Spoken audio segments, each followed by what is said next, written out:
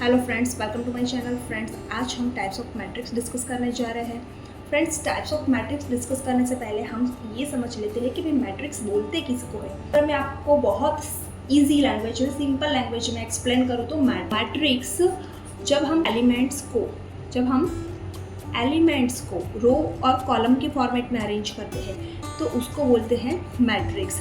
तो अब मैं जैसे कि मैंने बोला रो एंड कॉलम फॉर्मेट में अरेंज करते हैं, तो फ्रेंड्स काफ़ी सारे स्टूडेंट्स इसमें ही कंफ्यूज रहते हैं कि भाई रो किसको बोलते हैं और कॉलम किसको बोलते हैं। वो रो को कॉलम बोलते हैं और कॉलम को रो बोलते हैं। तो सबसे पहले मैं अगर आपको बहुत ईजी लैंग्वेज में समझाऊँ तो रो किसको बोलते हैं। जब हम कोई भी डेटा को इस तरह से हॉरिजॉन्टल फॉर्म में लिखते हैं तो उसको बोला जाता है रो, और जब भी हम कोई भी डेटा को ऐसे कॉलम फॉर्मेट में मतलब वर्टिकल फॉर्म में लिखते हैं तब उसको हम बोलते हैं column. So I hope so friends आपको रो एंड कॉलम का जो कॉन्सेप्ट है वो क्लियर हो गया होगा और मैट्रिक्स क्या है उसका आइडिया आ गया होगा। अब सबसे पहले हम टाइप्स ऑफ मैट्रिक्स में सबसे पहला टाइप देखते हैं रो मैट्रिक्स। तो रो मैट्रिक्स किसको जो बोला जाता है, ऐसा मैट्रिक्स के जिसमें सिर्फ सिंगल मतलब सिर्फ एक ही रो है, तो ऐसे मैट्रिक्स को बोला जाता है row matrix. This is the example of row matrix. Friends, यहाँ पे आप देख सकते हो कि मेरे पास ये मैट्रिक्स में सिर्फ सिंगल रो है, इसीलिए इसको रो मैट्रिक्स बोला जाता है। नेक्स्ट एग्जाम्पल है कॉलम मैट्रिक्स। तो जैसे कि फ्रेंड्स हमने यहाँ पे देखा कि भाई रो मैट्रिक्स किसको बोलते हैं, जो ऐसा मैट्रिक्स जिसमें सिंगल रो है उसको बोला जाता है रो मैट्रिक्स। सेम वे ऐसा मैट्रिक्स की जिसमें सिंगल कॉलम है तो ऐसे मैट्रिक्स को बोला जाता है column matrix. This is the example of column matrix. Friends, यहाँ पे आप देख सकते हो कि मेरे पास ये एक मैट्रिक्स में एक सिंगल कॉलम है, so that's why this is called column matrix. Next है जीरो मैट्रिक्स और नल मैट्रिक्स। आप ये मैट्रिक्स को जीरो मैट्रिक्स भी बोल सकते हो, नल मैट्रिक्स भी बोल सकते हो। जैसा कि ये मैट्रिक्स का नाम है उसी तरीके से है कि भाई ये मैट्रिक्स ऐसा होता है कि जिसमें सभी elements, all elements are zero. यहाँ पे आप देख सकते हो कि मेरे पास ये 2x2 का फॉर्मेट का मैट्रिक्स है जिसकी सभी एलिमेंट्स जीरो है, इसीलिए मैं इसको बोल सकती हूँ जीरो मैट्रिक्स या नल मैट्रिक्स। और यहाँ पे भी आप देख सकते हो इन शॉर्ट मेरे पास कोई भी ऑर्डर का मैट्रिक्स हो बट अगर उसके सभी एलिमेंट्स जीरो है तो वो मैट्रिक्स को हम जीरो या नल मैट्रिक्स बोल सकते हैं। यहाँ पे आप फ्रेंड्स देख सकते हो कि मेरे पास नंबर ऑफ रोज है 2 एंड नंबर ऑफ कॉलम है 3। फ्रेंड्स, जब भी हम मैट्रिक्स का ऑर्डर लिखते हैं तो पहले हमें नंबर्स ऑफ रोज लिखने होते हैं। यहाँ पे आप देख सकते हो मेरे पास 2 रो है और कॉलम है 3, इसीलिए मैंने यहाँ पे लिखा 2/3। फ्रेंड, नेक्स्ट मैट्रिक्स टाइप है सिंगल टॉन मैट्रिक्स। तो फ्रेंड्स, जहाँ जैसे कि ये नाम सजेस्ट करता है कि सिंगल टॉन मतलब ऐसा मैट्रिक्स के जिसमें सिंगल एलिमेंट है, ऐसे मैट्रिक्स को बोलते हैं singleton matrix. This is example of singleton matrix. Friends, ये जो भी एलिमेंट्स है वो जीरो भी हो सकते हैं, मैट्रिक्स के जो भी एलिमेंट्स है वो जीरो भी हो सकते हैं, पॉजिटिव भी हो सकते हैं, नेगेटिव भी हो सकते हैं। यहाँ पे मेरे पास ऐसा मैट्रिक्स हो कि जिसमें सिंगल एलिमेंट हो, चाहे पॉजिटिव हो, नेगेटिव हो या जीरो हो, तो वो मैट्रिक्स को हम बोलेंगे singleton matrix. So this is the example of singleton matrix. Next है हॉरिजॉन्टल मैट्रिक्स। हॉरिजॉन्टल, जब भी मेरा मैट्रिक्स इस तरह से हॉरिजॉन्टल फॉर्म में बन जाता है तो this is called horizontal matrix. तो फ्रेंड्स, वो कब बनेगा, एन का मतलब होता है number of column and M का मतलब होता है नंबर ऑफ रो। तो फ्रेंड्स, अगर मेरे पास नंबर ऑफ रोज जो है वो नंबर्स ऑफ कॉलम से लेस होगी तभी ही हॉरिजॉन्टल फॉर्म बनेगा। इसीलिए जब मेरे पास कोई ऐसा मैट्रिक्स हो जिसमें एन है वो उसकी साइज ग्रेटर देन है एम से, मतलब यहाँ पे आप देख सकते हो मेरी एन की वैल्यू है 4 और मेरी एम की वैल्यू है 2, तो ये सिनारियो, ये पर्टिकुलर कंडीशन फुलफिल होती है तो ही मतलब उस केस में मेरे पास जो मैट्रिक्स बनता है, मतलब मेरे पास नंबर ऑफ रोज लेस हो और नंबर ऑफ कॉलम्स ज़्यादा हो तभी वो हॉरिजॉन्टल फॉर्म क्रिएट करता है। तो ऐसे टाइप के मैट्रिक्स को हॉरिजॉन्टल मैट्रिक्स बोला जाता है। यहाँ पे आप फ्रेंड्स देख सकते हो कि ये क्राइटेरिया फुलफिल हो रहा है, इसीलिए ये हॉरिजॉन्टल मैट्रिक्स है। या फिर आप बहुत ईजी लैंग्वेज में आपको बताऊँ तो जो देखने में मुझे हॉरिजॉन्टल लग रहा हो ऐसे मैट्रिक्स को बोलते हैं हॉरिजॉन्टल मैट्रिक्स। नेक्स्ट है वर्टिकल मैट्रिक्स। तो यहाँ से इसका ऑपोजिट कि जिसका वर्टिकल फॉर्म हो, मतलब नंबर ऑफ रोज जो है वो नंबर ऑफ कॉलम से ग्रेटर हो। जैसे कि यहाँ पे आप देख सकते हो मेरे पास है number of rose 3 and numbers of column 2, तो ये क्राइटेरिया फुलफिल हो रहा है। और इसको अगर आप एट अ ग्लांस देखते हो तो आपको लग रहा है कि भाई ये वर्टिकल फॉर्म में है, तो ऐसे मैट्रिक्स को बोला जाता है वर्टिकल मैट्रिक्स। नेक्स्ट है स्क्वायर मैट्रिक्स। स्क्वायर मैट्रिक्स नाम से ही पता चल रहा है, जिसमें आप देख सकते हो कि numbers of rose and column should be equal. देख सकते हो आप यहाँ पे कि भाई मेरी m की वैल्यू भी है 3 और n की वैल्यू भी 3 है। सपोज मेरे पास ये जो एग्जांपल है वो 2x2 ऑर्डर का है, जिसमें number of rose and column दोनों 2 है, तो ये मैट्रिक्स हुआ 2x2 ऑर्डर का। ये यहाँ पे 3 है, तो ये हुआ 3x3 ऑर्डर का। तो ऐसा मैट्रिक्स के जिसमें numbers of rose and numbers of column दोनों इक्वल है, तो ऐसे मैट्रिक्स को बोला जाता है स्क्वायर मैट्रिक्स।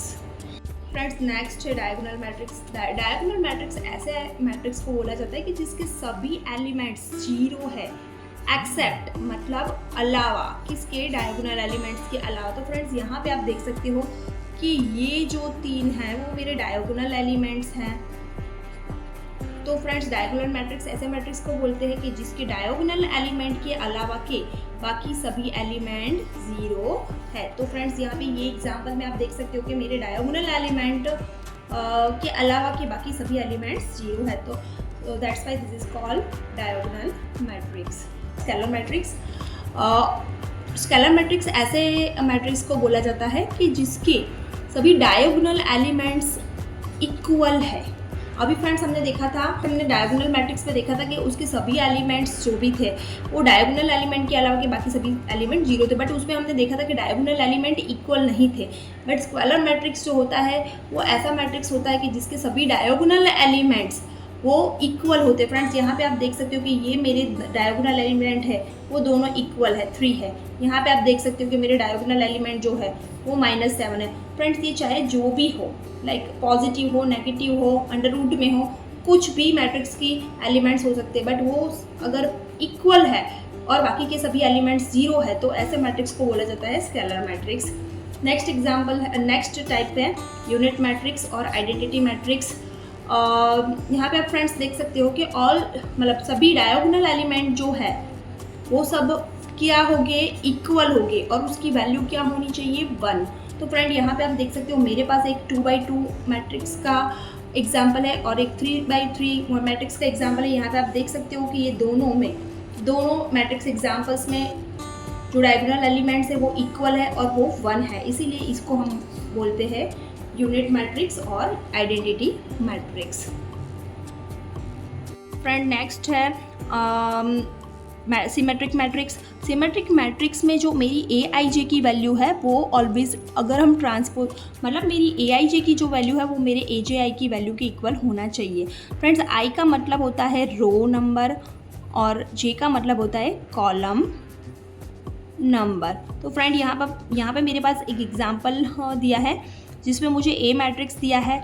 यहाँ पे आप देख सकते हो कि ये मेरी जो A12 की ये नंबर ऑफ रो हुआ 1 और नंबर ऑफ कॉलम हुआ 2। Number of row 1, number of column 2, ये दोनों के जो ये दो मतलब मुझे A12 की जो वैल्यू दी है वो है 2। और फ्रेंड्स अगर मैं, तो ये मेरी हुई AIJ की वैल्यू। अब AJI करूँ अगर मैं, तो उसका हो जाएगा A21 और वो मुझे क्या दिया है A21 में वैल्यू 2। तो मतलब ऐसा मैट्रिक्स के जिसमें मेरी हर AIJ की वैल्यू और AJI की वैल्यू दोनों इक्वल हो, तो ऐसे मैट्रिक्स को बोला जाता है सिमेट्रिक मैट्रिक्स। अदर लैंग्वेज में अगर मैं आपको बहुत इजी लैंग्वेज में समझाऊँ फ्रेंड्स, तो जब भी कोई मुझे ओरिजिनल मैट्रिक्स दिया है, अगर उसका मैं ट्रांसपोज निकालती हूँ तो मुझे original matrix as it is मिलेगा। तो आप बोल सकते हो कि ये मैट्रिक्स है सिमेट्रिक मैट्रिक्स, मतलब A original is equal to A⁻T। यहाँ पे आप देख सकते हो, इसको मैं कॉलम फॉर्मेट में लिख रही हूँ, तो मुझे ओरिजिनल जो मैट्रिक्स था उसके इक्वल ही मैट्रिक्स मिल रहा है। तो ऐसे मैट्रिक्स को बोला जाता है सिमेट्रिक मैट्रिक्स। नेक्स्ट है स्क्यू सिमेट्रिक मैट्रिक। अब फ्रेंड स्क्यू सिमेट्रिक मैट्रिक एक ऐसा मैट्रिक्स होता है जिसमें जो भी डायगोनल एलिमेंट्स है वो सब क्या होते हैं, 0 होते हैं। All diagonal element are 0। और उसके अलावा फ्रेंड्स मेरी जो AIJ की वैल्यू होती है वो -AJI के इक्वल होती है। यहाँ पे आप फ्रेंड देख सकते हो कि ये मेरा ओरिजिनल A मैट्रिक्स है, जिसका अगर मैं ट्रांसपोज करती हूँ तो ये इस हिसाब से हो जाएगा। ट्रांसपोज मतलब फ्रेंड्स आपको ऑलरेडी मैंने आगे के वीडियोस में बताया हुआ है कि ऐसा मैट्रिक्स मतलब जब हम ओरिजिनल मैट्रिक्स में इन रोज़ एंड कॉलम को इंटरचेंज करते हैं उससे हमें ट्रांसपोज मैट्रिक्स मिलता है। तो यहाँ पे आप देख सकते हो कि जब मैंने इसका ट्रांसपोज निकाला तो मेरी जो ओरिजिनल वैल्यू थी AIJ की उसका मुझे इसमें क्या हो रहा है कि मेरी जो वैल्यूज़ थी वो प्लस थी वो माइनस में मिल रही थी, माइनस में है वो प्लस में मिल रही है। ये ज़ीरो है फ्रेंड्स, ज़ीरो में प्लस लगाओ माइनस लगाओ कोई फ़र्क नहीं पड़ता। ये प्लस है यहाँ पे माइनस हो गया, ये 1 है माइनस 1 हो गया, -2 है 2 हो गया 0, -3 है +3 हो गया, -1 है तो 1 हो गया, 3 है तो -3 हो गया, 0 है तो 0। फ्रेंड्स इन शॉर्ट अगर मेरी ये वाली कंडीशन सेटिस्फाई होती है कि मेरा जब A ट्रांसपोज होता है वो मेरे ओरिजिनल जो मैट्रिक्स दिया है उसके नेगेटिव होते हैं वैल्यूज़, तो ऐसे और डायगोनल एलिमेंट्स है वो सब 0 होते हैं, तो ऐसे मैट्रिक्स को बोला जाता है skew symmetric matrix. Thanks for watching guys.